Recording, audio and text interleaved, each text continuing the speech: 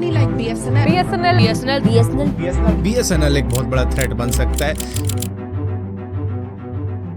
BSNL एकमात्र ऐसी company जो आज से 22 साल पहले मोबाइल सिम लेकर आई और 22 दिन के भीतर ही इंडिया की सबसे बड़ी कंपनी बन गई। जब बड़ी प्राइवेट कंपनियां बैंकों से पैसा लेकर अपना धंधा स्थापित करने का प्रयास कर रही थी, तब BSNL के पास 35,000 करोड़ रुपए का बैंक बैलेंस हुआ करता था। सरकार इसे अपनी नवरत्न कंपनी मानती थी और देश दुनिया के बड़े बड़े बिजनेसमैन इन्वेस्ट के लिए लाइन लगाकर खड़े रहते थे। जनता BSNL की सिम लेने के लिए 4-4 किलोमीटर लाइन लगाकर खड़ी रहती थी, लेकिन बाद में टाइम चेंज हुआ। गवर्नमेंट BSNL के हाथ बांध दिए, करप्शन ने कंपनी को चारों ओर से जकड़ लिया, जिम्मेदार कस्टमर्स को जानबूझकर परेशान करने लगे। पॉलिसी बनाने वालों ने ही इसे पैरालाइज करने का काम शुरू कर दिया। नतीजा ये हुआ कि BSNL के 16 साल बाद आई रिलायंस जियो कुछ ही महीनों में 47 करोड़ कस्टमर्स के साथ बहुत आगे निकल गई। परमानेंट एसेट होने के बाद भी BSNL गवर्नमेंट से 2.25 लाख करोड़ का पैकेज लेने के उपरांत अपने अस्तित्व के लिए बैंकों की दया पर जीवित रहने की कोशिश कर रही है। कैसे BSNL बनी और कैसे उसने आसमान को छुआ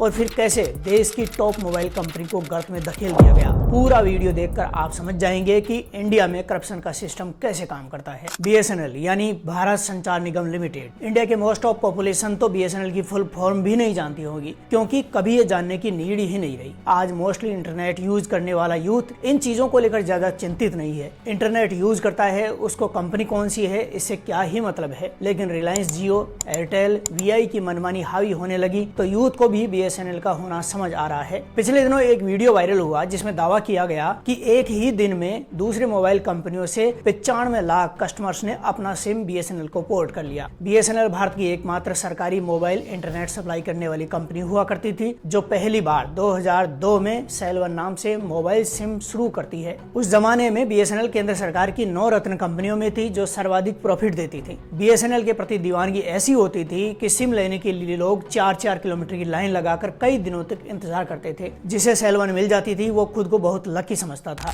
डिपार्टमेंट ऑफ टेलीकॉम यानी DOT से BSNL का अक्टूबर 2000 में जन्म होता है। इसमें भारत सरकार की 100% हिस्सेदारी होती है। BSNL की डोर DOT के हाथों में है, जो भारत सरकार की मिनिस्ट्री ऑफ कम्युनिकेशन का पार्ट है। MTNL मुंबई और दिल्ली में ऑपरेट करती है, जबकि बाकी देश में BSNL ही काम करती है। साल 2000 में स्थापना के बाद BSNL के अधिकारी जल्द से जल्द मोबाइल सर्विस स्टार्ट करना चाहते थे ताकि निजी ऑपरेटर्स को चुनौती दे सके, लेकिन उन्हें जरूरी गवर्नमेंट कंसेंट नहीं मिलती है। कंपनी के अधिकारी काफी निराश होते हैं। करीब 2 साल बाद 19 अक्टूबर 2002 को प्राइम मिनिस्टर अटल बिहारी वाजपेयी लखनऊ से BSNL मोबाइल सर्विस लॉन्च करते हैं और लॉन्च होने के शुरुआती मंथ में ही BSNL इंडिया की नंबर 1 मोबाइल सर्विस कंपनी बन जाती है। जब BSNL की सर्विसेज की शुरुआत होती है तब प्राइवेट ऑपरेटर्स 16 रुपए प्रति मिनट कॉल के अलावा 8 रुपए प्रति मिनट इनकमिंग के भी चार्ज कर रहे होते हैं। BSNL आते ही इनकमिंग को फ्री कर देती है और आउटगोइंग कॉल्स की कीमत 1.5 रुपए प्रति मिनट कर देती है। इससे प्राइवेट ऑपरेटर्स की हालत खराब हो जाती है। ये वो दौर होता है जब कंपनी 35,000 करोड़ रुपए का कैश रिजर्व के साथ टॉप मोस्ट कंपनी होती है। जान पहचान वाले BSNL ऑपरेटर्स से सेल-1 की सिम के लिए मिन्नतें करते हैं। इस तरह से लगातार 4 साल तक BSNL इंडिया के मोबाइल ऑपरेटिंग मार्केट पर छाई रहती है। ईयर 2004 में भारत की सत्ता बदलती है और ईयर 2006 से BSNL की उल्टी गिनती शुरू हो जाती है। UPA सरकार में 2004 से 7 तक दयानिधि मारन संचार मंत्री थे। उसके बाद 3 साल तक A राजा मंत्री होते हैं। ईयर 2010 में 3G स्पेक्ट्रम की नीलामी होती है, जिसमें BSNL को हिस्सा नहीं लेने दिया जाता है। बाद में BSNL को पूरे देश के लिए स्पेक्ट्रम तो मिलते हैं, लेकिन जिस वैल्यू पर प्राइवेट कंपनियां स्पेक्ट्रम खरीदती है, सरकार BSNL से भी वही कीमत चार्ज करती है। इसके कारण BSNL को WiMAX तकनीक पर आधारित ब्रॉडबैंड वायरलेस एक्सेस स्पेक्ट्रम के लिए भी मोटी रकम चुकानी पड़ती है, जिसके कारण BSNL की इकोनॉमिक हेल्थ बिगड़ने लगती है। BSNL को इस नीलामी में 18,000 करोड़ रुपए खर्च करने पड़ते हैं, जिससे खजाना खाली हो जाता है, जबकि MTNL को बैंकों से कर्ज लेना पड़ता है, जिसे चुकाने के लिए उसे 100 करोड़ रुपए प्रति महीना देना पड़ता है। साल 2010 से 2012 तक BSNL के विस्तार का छठा चरण शुरू होता है। उस वक्त भारत में more than 22 crore mobile connection, अकेले BSNL का मार्केट शेयर 22% होता है। इस दौरान कंपनी ने 93 मिलियन लाइन कैपेसिटी बढ़ाने के लिए टेंडर निकालती है, लेकिन करप्शन के कारण टेंडर अटक जाता है। इस दौरान कई ऐसे डिसीजन होते हैं जो BSNL की प्रगति पूरी तरह से रोक देते हैं। नतीजा ये होता है कि 2006 से 2012 के बीच BSNL की क्षमता में जहां मामूली बढ़ोतरी के साथ कंपनी के मार्केट शेयर में गिरावट आती है, है, जबकि इसी पर्टिकुलर टाइम में प्राइवेट ऑपरेटर्स आगे निकल जाते हैं। 2006 में बीएसएनएल के पास 7.5 करोड़ कस्टमर होते हैं, एयरटेल के पास 5 करोड़ और रिलायंस के पास 4 करोड़ कस्टमर होते हैं। तब बीएसएनएल रेवेन्यू और कस्टमर दोनों बेस पर सबसे बड़ी टेलीकॉम कंपनी होती है। उसी पर्टिकुलर टाइम पर कंपनी का रेवेन्यू 39,715 करोड़ रुपए और नेट प्रॉफिट 7,805 करोड़ रुपए होता है। 2008 का वह दौर आपको याद होगा जब मोबाइल मार्केट बहुत तेजी पर होता है, प्राइवेट कंपनियां तेजी से पांव पसार रही होती है और इसके कारण बीएसएनएल प्राइवेट ऑपरेटर्स से कंपटीशन करने के लिए 2008 में 15,000 करोड़ रुपए की आईपीओ की योजना बनाती है। मार्केट में फाइटिंग पोजीशन पर इन्वेस्टमेंट के लिए बीएसएनएल 2010 तक 60,000 करोड़ के आईपीओ की स्कीम बनाती है, लेकिन उसे गवर्नमेंट से परमिशन ही नहीं मिलती। इसके कारण 2010 में शुरू हुआ घाटा 2014 तक मोर देन 39,000 करोड़ रुपए पहुंच जाता है। कंपनी लगातार लॉस में जाने लगती है तो कंपनी के बंद होने की अफवाह से 1,70,000 कर्मचारियों में से 80,000 कर्मचारी वीआरएस ले लेते हैं। एम्प्लॉय की कमी से जूझ रही कंपनी को बड़ा झटका होता है, लेकिन इसको लेकर भी विवाद हो जाता है जो कई दिनों तक चलता है। इस विवाद के कारण कंपनी की इमेज भी डेंट होती है। 2016 में जब 4G स्पेक्ट्रम की नीलामी होती है तब बीएसएनएल मैनेजमेंट स्पेक्ट्रम परचेज करने के लिए सरकार को 17 बार पत्र लिखता है, लेकिन उसे सरकार से परमिशन नहीं मिलती है।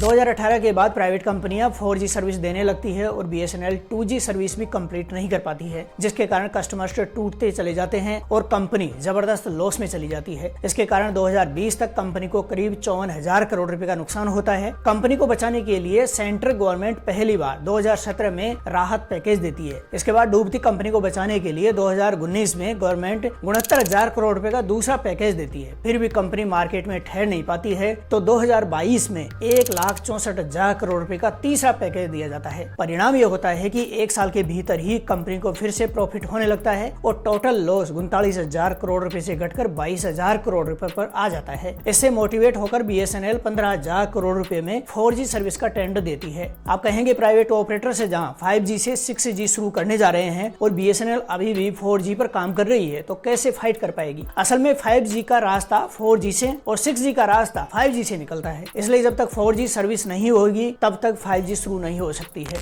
साल 2014 में जब मोदी पहली बार प्रधानमंत्री बनते हैं तो उसके एक साल बाद ही बीएसएनएल 5 साल में पहली बार 58 करोड़ रुपए का प्रॉफिट बनाने में सक्सेस हो जाती है, लेकिन ये ऊंट के मुंह में जीरा के समान होता है। और इसी पर्टिकुलर टाइम पर ईयर 2017 में मुकेश अंबानी की रिलायंस जियो के नाम से मार्केट में एंट्री मारती है। जियो की प्लानिंग और डेटा फ्री प्लान ऐसा होता है कि तमाम दूसरी कंपनीज के हाथ पांव फूल जाते हैं। सडनली एयरटेल, वोडाफोन जैसी कंपनियां समझ नहीं पाती है कि क्या किया जाए। जियो 2017 में 4G सर्विस लॉन्च करती है और शुरुआत में एकदम अनलिमिटेड डेटा फ्री कर देती है। हालात ये हो जाते हैं कि सारा काम छोड़ यूथ देर रात तक सड़क किनारे बने जियो टावर्स के नीचे फ्री डेटा यूज करने बैठ जाता है। जियो के आने से पहले कोई भी कंपनी सार्वजनिक स्पॉट पर टावर नहीं लगा सकती थी, लेकिन रिलायंस जियो स्टेट गवर्नमेंट के साथ ऐसा अलायंस बनाती है कि सड़कों के बीचों बीच लाखों टावर लगाने की परमिशन मिल जाती है। कंपनी एक साल बाद पूरे देश में प्लान शुरू करती है तो दूसरी कंपनियों से 80% सस्ते होते हैं। एक साल तक कंपनी 49 रुपए प्रति महीने में अनलिमिटेड 4G डेटा प्लान देती है। इसके कारण टाटा डोकोमो जैसी 3-4 छोटी कंपनियां बंद हो जाती है। जियो ऐसा धमाका करती है कि अगले 3 साल में कंपनी के 30 करोड़ कस्टमर्स हो जाते हैं। इससे यूथ कस्टमर्स का बड़ा सेगमेंट होता है तो बीएसएनएल जैसी दूसरी कंपनियों से पोर्ट होकर आए कस्टमर भी होते हैं। सबसे चीप प्लान ऑफर करने के कारण जियो के पास कस्टमर्स का बड़ा बेस तैयार हो चुका होता है। तो एक साल में 49 रुपए के प्लान को 99 रुपए कर दिया जाता है, फिर अगले साल 149 रुपए किया जाता है। 2020 में उसी प्लान को 299 रुपए, 399, 499, 599 और 699 रुपए करते हुए 720 रुपए में एक महीना अनलिमिटेड 4G डेटा प्लान कर दिया जाता है। साल 2023 में कंपनी अपनी 5G सर्विस शुरू करती है जिसे बिल्कुल फ्री रखा जाता है, लेकिन 6G की तरफ बढ़ती कंपनी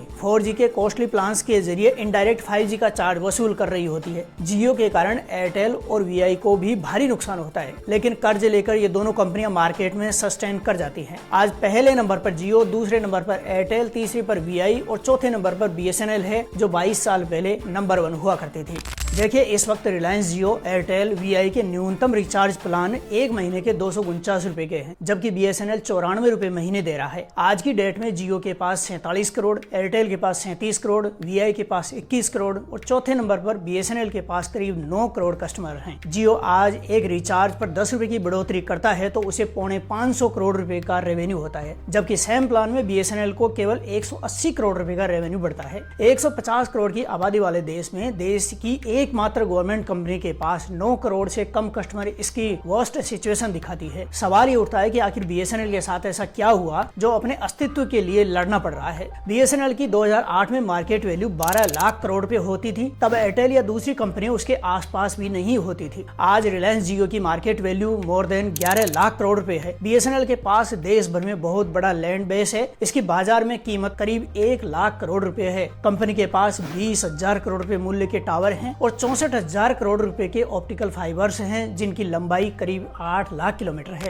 देखिए, किसी भी कंपनी के टॉप करने या डूबने के कई रीजन होते हैं और इन्हीं में छिपा है बीएसएनएल की बर्बादी का कारण। कश्मीर से कन्याकुमारी और जैसलमेर से मणिपुर तक बराबर सर्विस देने वाली BSNL one and only government company है। उसको जो भी डिसीजन करने होते हैं उसके लिए गवर्नमेंट से परमिशन लेनी होती है, जबकि जियो, रिलायंस, वीआई जैसी कंपनी अपने बोर्ड में मिनटों में फैसला करती है। नई स्कीम लॉन्च करनी हो या इन्वेस्टमेंट के डिसीजन करने हो, बीएसएनएल हमेशा गवर्नमेंट की ओर देखती है। जब 2010 में सारी टेलीकॉम कंपनियां 3G के लिए स्पेक्ट्रम खरीद रही होती है, तब बीएसएनएल को इसमें शामिल होने की अनुमति ही नहीं मिलती है। बाद में उसे अपना पूरा फंड लगाकर स्पेक्ट्रम खरीदने पड़ते हैं। इसी तरह से 4G की बोली लग रही होती है, तब भी बीएसएनएल को परमिशन नहीं मिलती है। आज काफी समय बाद टाटा कंसल्टेंसी सर्विसेज को बीएसएनएल ने 4G टावर का टेंडर दिया है। दूसरी कंपनियां 5G की सेवाएं दे रही है तो बीएसएनएल 4G टावर इंस्टॉल करने में लगी है। जब तक प्राइवेट कंपनियां 6G पर चली जाएंगी, तब तक बीएसएनएल 5G तक पहुंच पाएगी। देखिए, क्या होता है कि गवर्नमेंट डिपार्टमेंट में ऐसे कई अफसर रेड स्ट्रिप फोबिया के शिकार होते हैं, जो डायरेक्ट इनडायरेक्ट करप्शन पर प्राइवेट कंपनियों को प्रॉफिट देने का काम करते हैं। होता क्या है कि जब बीएसएनएल को 3G और 4G स्पेक्ट्रम परचेज करने का टाइम होता है, तब इसकी फाइल रेड स्ट्रिप की शिकार हो जाती है। टॉप अधिकारियों की टेबल से फाइल निकल नहीं पाती है, वहां से निकलती है तो मिनिस्ट्री से अप्रूवल नहीं मिलती है। इतने में स्पेक्ट्रम की नीलामी हो जाती है। ये सब कोई अनजाने में नहीं होता है, बल्कि एक विशेष प्रकार के अलायंस के तहत किया जाता है। होता क्या है कि एक टॉप अधिकारी जब 55-56 साल का होता है, 4-5 साल बाद उसे रिटायर होना होता है, उसको 80,000 रुपए सैलरी मिल रही होती है, उसके पास डिसीजन के पावर हैं, स्पेक्ट्रम परचेज करने के लिए फाइल को टाइम पर मिनिस्ट्री अप्रूवल के भेजना होता है। लेकिन इसी दौरान एक प्राइवेट ऑपरेटर का एजेंट आता है, उसे फाइल को डिले करने के लिए 15 करोड़ की रिश्वत देता है। इसके बाद अधिकारी सडनली अर्जेंट काम के बहाने छुट्टी पर चला जाता है। उसके बिना फाइल आगे नहीं बढ़ सकती है और जब वापस लौटता है तब उसे नियमों में उलझा देता है। एलिगेशन से बचने के लिए गवर्नमेंट को लेटर लिखे जाते हैं। जब तक गवर्नमेंट की नींद खुलती है तब तक बहुत देर हो चुकी होती है।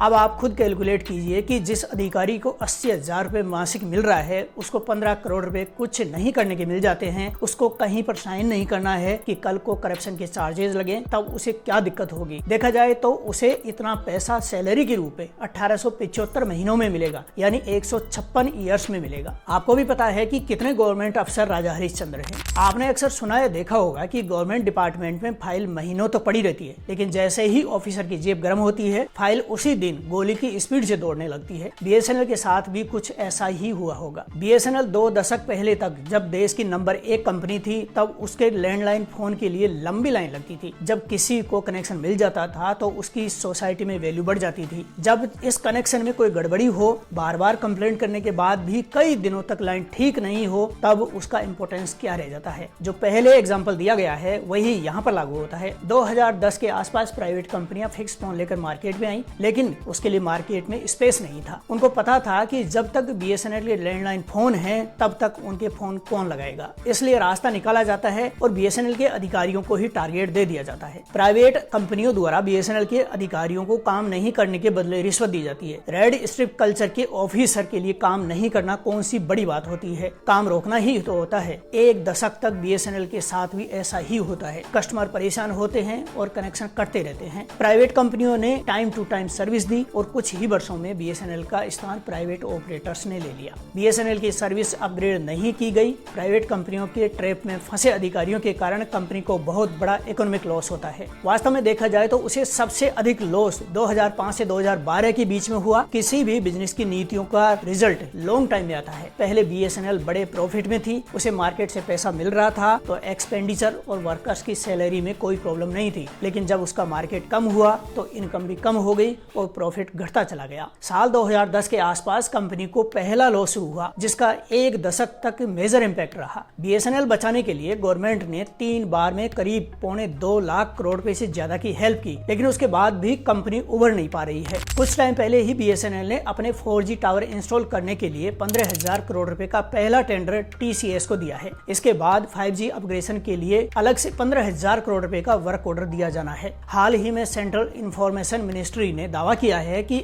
अगले 2-3 साल में BSNL को फिर से उसी स्थिति में पहुंचा दिया जाएगा जहां 2002 में हुआ करती थी। कंपनी ने अगले 3 साल में 2 गुने कस्टमर जोड़ने का टारगेट रखा है। मोर देन आधे वर्कर्स VRS ले चुके हैं, जिसके कारण कंपनी के ऊपर अब सैलरी की लायबिलिटी कम है और मोस्टली काम प्राइवेट सेक्टर की कंपनियों से करवाया जा रहा है, जिसके कारण वर्किंग टाइम पर हो रही है और सर्विस में भी सब टेंडरिंग की जा रही है। पिछले दिनों जियो ने 12 से 27%, एयरटेल ने 11 से 21% और VI ने 10 से 24% टैरिफ बढ़ाया है। BSNL के पास आज भी इन तीनों कंपनियों से 60-70% तक लो कॉस्ट प्लान है। इसके चलते सोशल मीडिया पर मोबाइल यूजर फिर से BSNL से जुड़ने का दावा कर रहे हैं। मेम्स के थ्रू कस्टमर BSNL में पोर्ट करने की बात कर रहे हैं। देखिए, मेम्स जो बनते हैं वो कहीं न कहीं देश के लोगों की भावनाओं का प्रतिबिंब होते हैं। सवाल ये उठता है कि क्या लो कॉस्ट प्लान्स के लिए कस्टमर एक बार फिर से BSNL से जुड़ने लगेंगे।